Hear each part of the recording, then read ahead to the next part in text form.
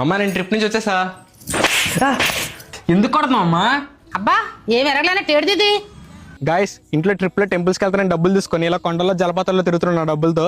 ఇది ప్లానింగ్ అంటే మామూలుగా ఉండదు మనతో. అబ్బా నువ్వు పెట్టకపోతే ఫోన్లో నాకు ఎవరు పెట్టరా పెద్దాం పెట్టింది. ఇంట్లోకి పదా ప్లానింగ్ ఏంటో చూపించాను. అయిపోయింది బతికి అయిపోయింది. నీకు కొత్త చెక్కేస్తారులే ఈ రోజు అంతా. తెల్లారిపోయింది. ఏటమ్మా తెల్లారకు ముందు లేపెత్తున్నా? సన్ రైజ్ కోసం బాబు చూడు ఒకసారి. గాయస్ చూడండి టైం ఏమో 5:15 అవుతుంది. నేనైతే సన్ రైజ్ కోసం వెయిట్ చేస్తున్నా. సన్ రైజ్ అనేది చాలా బ్యూటిఫుల్ థింగ్, ఎవ్రీడే చూడాలి. చూడండి ఎంత బాగుందో. వావ్ పదా సన్ రైజ్ అయిపోతుంది బయటికి. అరే ఈ మూట పట్టుకెళ్ళి మేడ మీద అడిచిరా.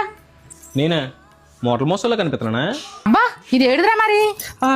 గైస్ జనరల్ ట్రెక్కింగ్ అంటే ఈజీ అనుకుంటారు, బట్ ఈ బ్యాగ్ నియర్లీ 30 kgs ఉంటుంది. అయినా కూడా నేను ఈజీగా ట్రెక్ చేస్తానంటే మన ఇంట్లో చేసే పనుల వల్లే. ఫోన్ వాడుతున్నా బెటర్ ఎలాగది అమ్మా తమరు చెప్పిందే చూడండి ఒకసారి. గైస్ చూడండి ఎంత ప్రశాంతంగా ఉందో. నా ఫోన్ సిగ్నల్ నిల్ అసలు.